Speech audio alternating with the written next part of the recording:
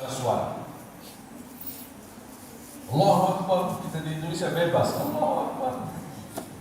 Di sana tidak boleh. Harus jalan tertib, pelan-pelan. Kalau bisa berdiam. Kita jalan. Masuk dalam sebuah kota tua yang jalannya cukup kecil, seperti masuk gang. Dan kita harus berhati-hati. Setiap kan ada nomor dan nama jalan. Kalau pas kita keluar nanti, kita salahkan, bisa keluar ke arah utara, padahal kita datang dari selatan. Karena semua nyambung gang-gang itu. Dan di dalam kota tua ada rumah-rumah, bangunannya pun tua. Rumah-rumah yang ditempati oleh rakyat Palestina, ada orang Yahudi, ada orang Katolik, ada di situ gereja, ada musalla, ada toko-tokoan, jual makanan, kebutuhan masyarakat dalam. Sampai kira-kira 8 menit sampai ke pintu kedua. Pintu kedua, kalau kita lewati sudah langsung masuk halaman Masjidil Aqsa. Kira-kira dalam 8 menit kita jalan. Pas begitu sampai pintu kedua, ternyata tertutup. Ya kita tunggu sabar. Saya lihat kanan kiri saya ada jamaah cukup banyak. Dari Malaysia, dari Turki, mu'allaf dari Inggris. Saya lihat bendera Brazil. Saya pikir rombongan bola. Pas saya kenalan sama mereka, ternyata rombongan mu'allaf masuk Islam. Saya bangga di saat itu. Masya Allah, dari mana-mana orang datang. Mu'allaf dari Prancis, mu'allaf dari Inggris. Ini menunjukkan apa? Islam terusan berkembang.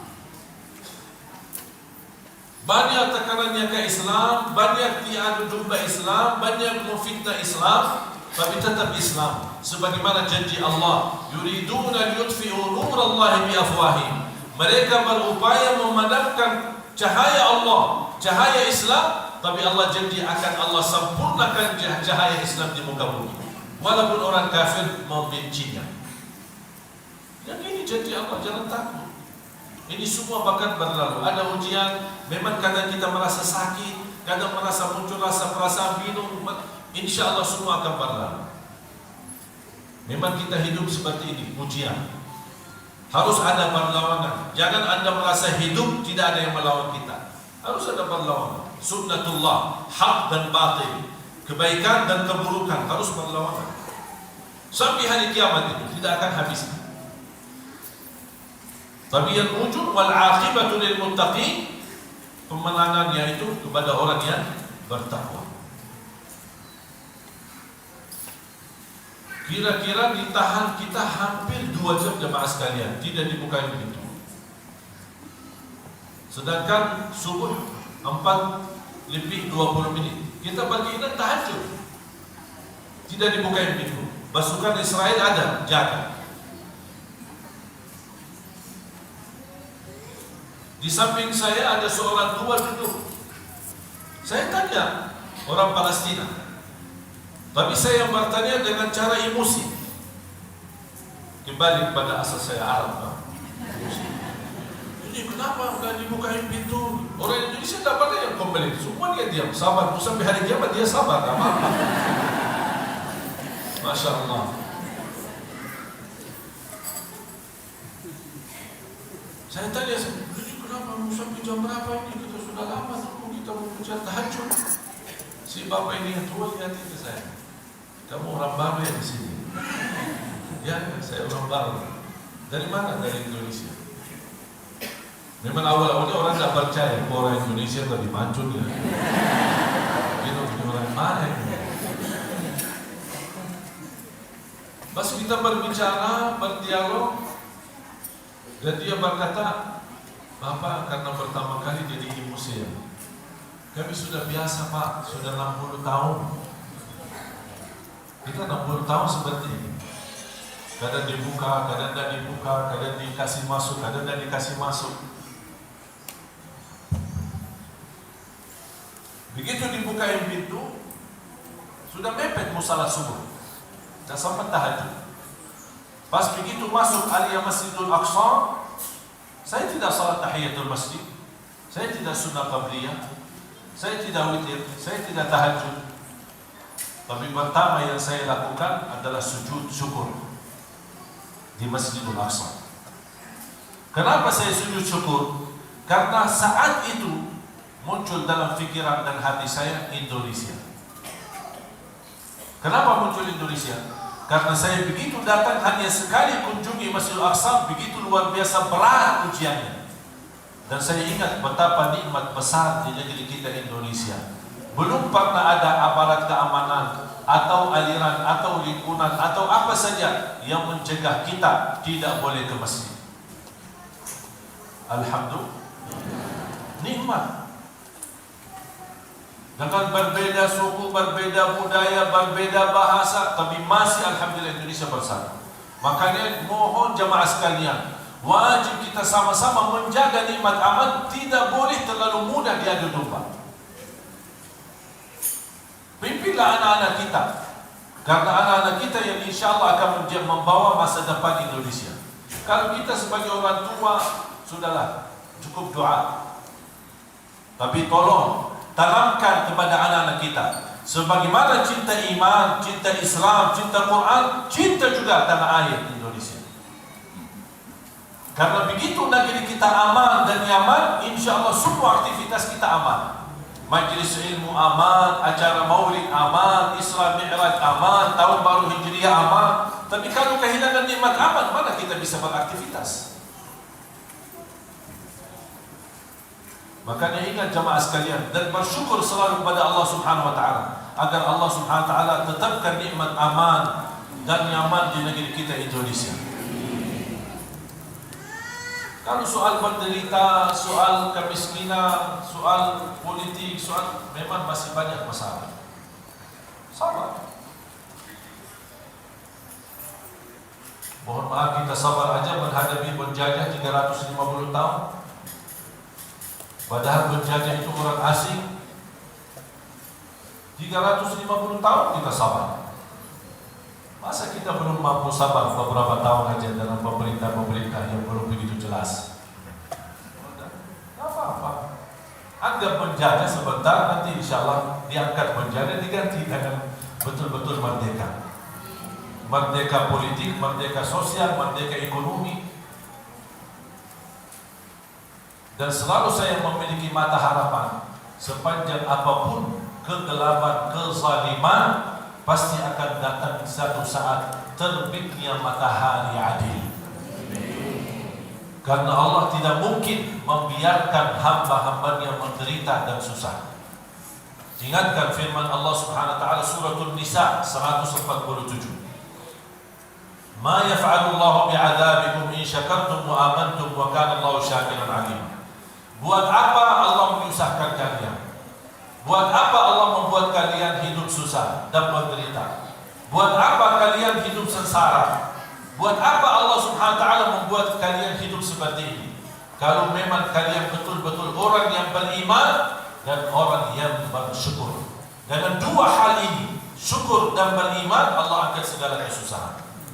Nikmati apa adanya, syukuri. Berilah yang terbaik. Jangan tunggu dibalas yang baik, tunggu balasannya dari Allah Subhanahu wa taala. Tapi kalau kita bersifat seperti Nabi kita Nabi Muhammad SAW, rahmatan lil alamin. Bukan hanya yang manusia yang bisa merasakan keindahan akhlak kita, tapi bisa dirasakan oleh seluruh alam yang ada di sekitar kita. Tanam-tanaman, pohon-pohon, jalan, air, dimanapun bisa merasakan kasih sayangnya kita.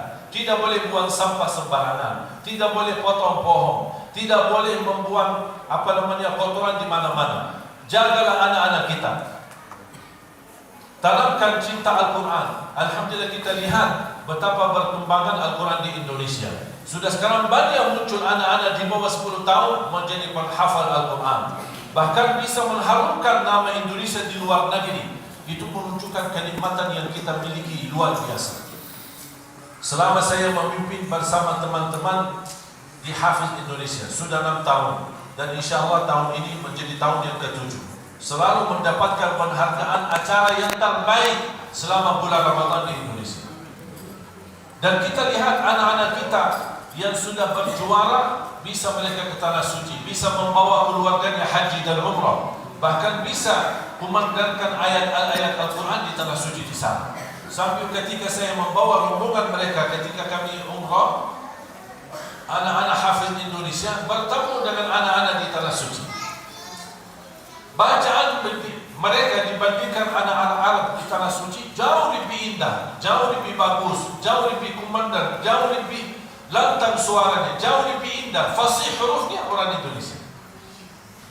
Sampai orang Arab di sana bingung melihat anak-anak di bawah 10 tahun, tapi Masya Allah, lantang suaranya, bagus bacaannya. Habis itu mereka mengajak anak-anak kita dalam berbicara bahasa Arab. Kifhalaka, anta benar. Orang-orang kita anak Indonesia bingung mau jawab apa. Tidak tahu. Mereka tanya sama, ini mereka tidak bisa bahasa Arab, cuma bisa Assalamualaikum, itu aja bahasa Arab. Tidak bisa selain itu. Justru ini yang membuat mereka kaget. Anak-anak kita tidak bisa sama sekali bahasa Arab, tapi hafal 30 juz. Dan ini karunia dari Allah, kita bersyukur. Dan itu pun karena Alhamdulillah, sebagaimana saya berkata, itulah sebabnya betah saya di Indonesia, karena ketulusan hati rakyat Indonesia. Coba lihat dukungan jamaah untuk program Al-Quran, rumah tahfiz di mana-mana. Orang wakafkan tanahnya, wakafkan sebagian dari rumahnya. Rumah yang tidak dipakai ditempatkan untuk anak-anak belajar Al-Quran. Di kampung mulai berkembangan Al-Quran. Sekarang rumah tahfiz itu di seluruh Indonesia ada, sampai ke Papua ada banyak rumah tahfiz. Alhamdulillah, kita bersyukur. Kita semua, saya melihat betapa luar biasa rakyat Indonesia gotong royong bersama-sama untuk membagi kebaikan. Dan ini salah satu sifat yang saya sangat cintai dan saya sangat suka. Walaupun saya lahir besar di tanah suci di Madinah, dan pertama kali bisa ke Indonesia karena undangan menjadi imam tarawih di Masjid Agung Sunda Kelapa Menteng, Jakarta Pusat 2008, 2009 saya belum bisa bahasa Indonesia. Sampai 2010 belum bisa bahasa Indonesia, sedikit-sedikit. Apa kabar? Bagus. Kemana? Aku cinta kepadamu. Itu aja. Awal-awal kata-kata yang saya pelajari. Di ujung 2010 lumayan bisa berbahasa Indonesia dan mulai mengisi acara di TPI almarhum. TPI sudah ada, sudah almarhum. Habis dari TPI almarhum pindah ke MNC, habis MNC RCTI, habis RCTI TVRI, habis TVRI TV1, dan kembali lagi ke RCTI, antara RCTI sama TV1, kadang-kadang di Trans. Alhamdulillah, dari mana ini semua dah tahu? Kalau ada orang dah tahu, saya tidak tahu dari mana. Diberikan kelancaran bahasa Indonesia, diberikan kemudahan sampai 2011. Tanpa saya duga, memfikirkan, memang kalau Allah takdirkan rezeki datang dari mana saja. Saya diundang untuk menghadiri acara buka puasa bersama Presiden dan beberapa tamu negara, termasuk dubas-dubas negara kesahabatan. Dan subhanallah, takdirkan ada seorang penceramah tidak hadir. Biasa kalau Ramadan, apalagi dekat maghrib pasti macet. Ada terhalang macetnya, datang orang protokol minta saya berceramah. Saya langsung kaget, ceramah apa? Di depan presiden lagi. Udah naik panggung, disampaikan oleh protokol, tolong jangan lebih dari 20 menit. Tidak lama lagi datang protokol lagi. 15 menit saja karena waktunya tidak cukup. Datang lagi 10 menit ya. Jangan lebih. Bingung saya. 10 menit mau ceramah padat singkat gimana ini? Pertama kali lagi di depan presiden. Saya naik panggung bicara apa adanya. Saya menghitungkan waktu 7 menit. 7 menit saya selesai. Saya bingung mau bicara apa, tapi tidak bicara panjang lebar. Tapi saya mau bicarakan keutamaan dan kemuliaan Al-Quran dalam kehidupan seorang Muslim. Dan saya berpesan kepada Bapak Presiden waktu itu, Bapak SB, kalau Bapak ingin bahagia selamat, sukseskan semua program Al-Quran di Indonesia. Dan saya ingat ketika saya memulai ceramah atau kultum sebelum maghrib itu, saya menyampaikan dengan berbahasa Arab, dengan mukaddimah, Bismillah, Alhamdulillah, wassalatu wassalamu ala Rasulillah. Saya perhatikan Bapak Presiden ketika saya mulai membawa mukaddimahnya, beliau membawakan ada alat yang terserang bahasa. Dan setiap meja, apalagi ada tamu-tamu negara asing, setiap meja kan ada alatnya supaya disimpan di telinga untuk bisa mendengar. Mau bahasa Inggris ada, terjemahan ke bahasa Arab ada, tinggal diarahkan sebagai radio, kemudian didengar. Saya perhatikan Bapak Presiden simpan alatnya, karena saya mau mukadimah dalam bahasa Arab. Sampai saya bilang, amma ba'du, assalamualaikum warahmatullahi wabarakatuh. Yang saya muliakan, saya banggakan ayah kami Bapak Presiden Republik Indonesia. Beliau kaget, langsung dia lepaskan. Karena dia pakaian saya ini bukan orang, bukan Habib Arab, ini bukan Habib Indonesia. Ini pasti Habib dari mana? Karena saya, kalau Habib Indonesia kan sorban pulat kan, saya ini dari mana? Alhamdulillah karunia Allah, begitu saya lepas ceramah, nampaknya berkesan di hati Bapak Presiden dan saya duduk kembali. Ternyata protokol salah hitung waktu. Mereka baru memperhatikan waktu, masih ada 18 menit lagi. Mereka bingung ini gimana, apa yang saya harus isi. Dipanggil ada salah satu imam Masjidul Istiqlal untuk mengisi sedikit.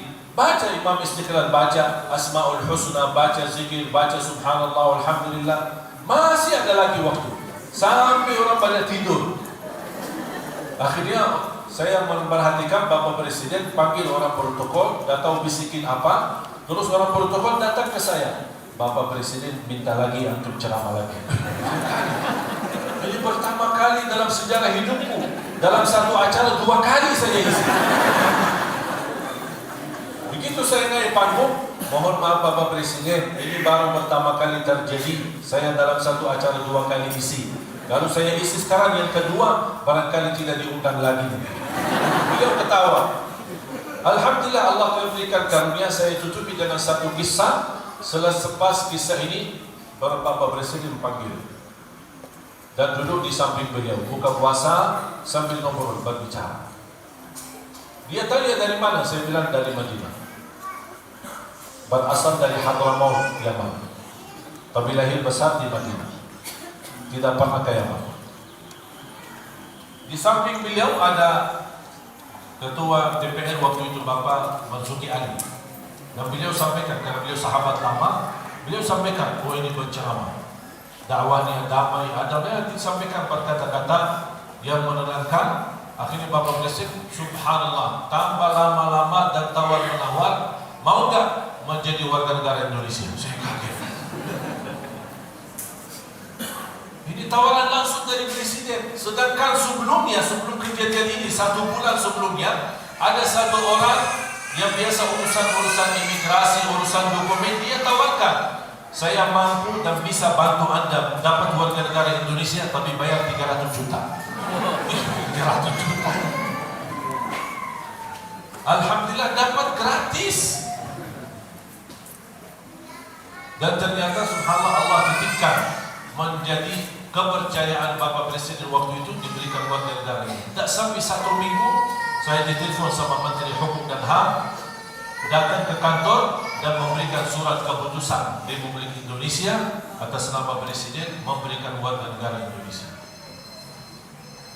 Makanya pas saya kemarin di Palestina, saya berkenalan dengan salah satu imam besar Masjidul Aqsa. Kemudian ketika beliau ajak makan siang di rumahnya, salat asar bersama. Habis asar kita sambut tamu-tamu yang datang ke Palestina dari beberapa negara. Pas maghrib beliau ajak kita sama-sama di masjid.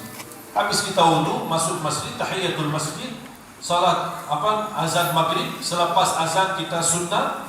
Kemudian habis salat sunnah, muazzin iqamat. Pas iqamat salat, saya tidak tahu, tidak diberitahu dan tidak sadar, Imam Masjid Aqsa malah dorong saya ke mihrab. Jadi imam. Alhamdulillah dapat karunia sebab berkat menjadi warga negara Indonesia. Karena selama saya berwarga negara Arab tidak boleh masuk ke Palestina. Ini berkat. Coba kalau Allah berikan takdirnya, kita tidak tahu mana yang baik. Mau jadi warga negara Arab, mau jadi warga negara Indonesia, kita tidak tahu mana yang baik. Ternyata bagi saya warga negara Indonesia jauh lebih baik daripada warga negara Arab. Menjadi imam di Palestina. Makanya kalau ada orang berkata, ada orang Indonesia jadi imam di Palestina di Masjid Aqsa, itu ahli Jabir. Karena belum pernah ada orang Indonesia salat di sana menjadi imam, apalagi kemuliaan. Alhamdulillah, syukur dan nikmat Allah Subhanahu wa taala. Dan ternyata jamaah sekalian menjadi karunia dan tidak terduga selama saya berada di Indonesia. Ternyata saya menemukan keluarga besar kami berasal Indonesia. Ternyata lewat jalur ibu saya, darah ibu saya Indonesia. Ayahnya, kakeknya semua lahir besar Lombok. Kakeknya dikuburkan di Ampenan, dimakamkan di Ampenan. Dan kakek ibu saya meninggal karena dibunuh penjajah Belanda.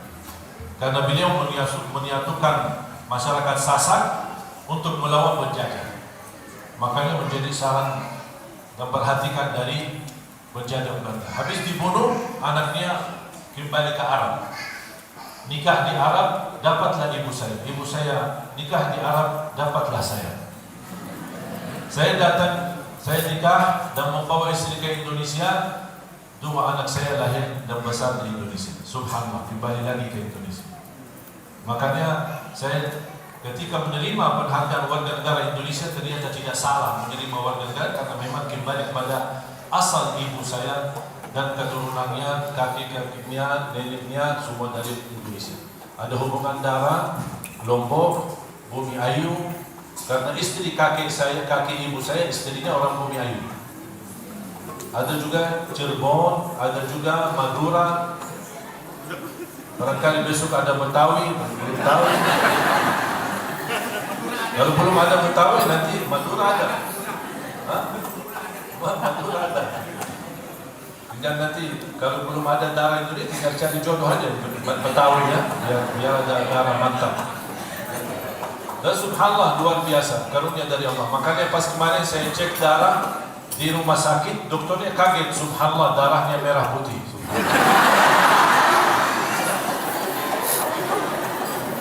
Jemaah sekalian dimuliakan Allah Subhanahu wa taala, pesan terakhir, mari kita mempelajari teladan Nabi kita Nabi Muhammad SAW.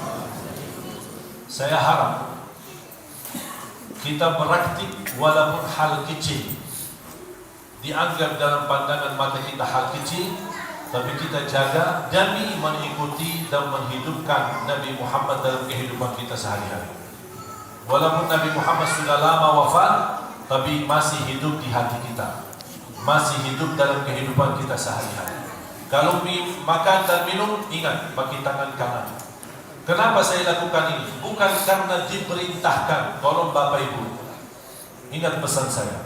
Saya melakukan kebaikan bukan karena diperintahkan, tapi saya melakukan itu demi meniru Nabi Muhammad. Termasuk anak-anak kita yang biasa kalau kita memberikan anak sesuatu, anak-anak kita kadang-kadang suka membawa tangan kiri, dan kita selalu menegur, dan kita berkata, mana tangan yang bagus, betul kan? Mana tangan yang bagus, ini baru dia kasih yang kanan. Bisa tak dirubah kata itu? Daripada kata mana tangan yang bagus, kita berkata kepada anak kita, mana tangan yang disukai Nabi Muhammad. Mana tangan yang disukai Nabi Muhammad. Kenapa? Supaya anak kita sejak kecil tertanam di hatinya cinta Nabi Muhammad SAW. Berpakaian, masukin tangan kanan dulu, baru yang kiri. Kenapa? Saya ingin meniru Nabi Muhammad. Kalau saya tidur, berbaring di sebelah kanan. Kenapa? Bukan karena diperintah, bukan karena agama, tapi karena ingin meniru Nabi Muhammad SAW. Masuk masjid, ingat, kaki yang kanan dulu, baru yang kiri. Kenapa? Saya ingin meniru Nabi Muhammad. Kalau keluar dari masjid, yang kiri dulu baru yang kanan. Kenapa? Karena ingin meniru Nabi Muhammad. supaya terasa di dalam kehidupan setiap langkah-langkah kita ada Nabi Muhammad dalam kehidupan kita. Baru akan semakin lama tertanam semakin cinta Nabi Muhammad. Semakin cinta Nabi Muhammad akan semakin dekat. Kalau semakin dekat, insya Allah terjamin mendapatkan syafaatnya Nabi Muhammad SAW. Yang terakhir, berbanyak salawat. Amalan yang terbaik, pengalaman saya, amalan yang terbaik salawat. Apalagi hari Jumat dan malam Jumat. Boleh di hari Jumat dan malam Jumat tinggalkan semua macam zikir. Tinggalkan. Semua macam zikir boleh tinggalkan. Subhanallah walhamdulillah wa la ilaha illallah wallahu. Semua boleh ditinggalkan. Fokus satu, khusus di hari Jumat dan malam Jumat, fokusnya salawat kepada Nabi Muhammad SAW. Bukan itu permintaan saya, tapi itu permintaan Nabi kita Nabi Muhammad SAW sendiri. Beliau bersabda, berbanyaklah salawat kepadaku hari Jumat dan malam Jumat. Fa inna salatakum tablughuni haitsu kuntum. Karena salawat kalian di hari Jumat dan malam Jumat akan sampai kepadaku. Menurut ulama mentafsirkan hadis ini, kata mereka, semakin banyak salawat kita di hari Jumat dan malam Jumat kepada Rasul, akan Rasul SAW semakin kenal nama kita. Karena ada malaikat tugasnya ketika kita bersalawat disampaikan kepada Nabi Muhammad SAW, ya Rasulullah, ini salawat si fulan bin fulan dari Masjid An-Nur. Bangga tak dikenal nama kita oleh Rasul? Makanya banyak salawat. Kalau saya mau bicara, menjelaskan manfaat daripada salawat, keutamaan daripada salawat, mungkin butuh ceramah 2 kali dan 3 kali. Saking begitu banyak dan dahsyat manfaat daripada salawat kepada Nabi Muhammad SAW. Cukup di antara salah satu manfaat, sebagaimana hadis yang diriwayatkan Imam Muslim, man shalla alayya wahidah sallallahu alaihi bi 10. Barang siapa yang salawat kepadaku 1 kali, dapat 10 kali rahmat dari Allah Subhanahu wa taala. Apalagi dalam keadaan ini kita sangat membutuhkan rahmat dari Allah Subhanahu wa taala. Saya ijazahkan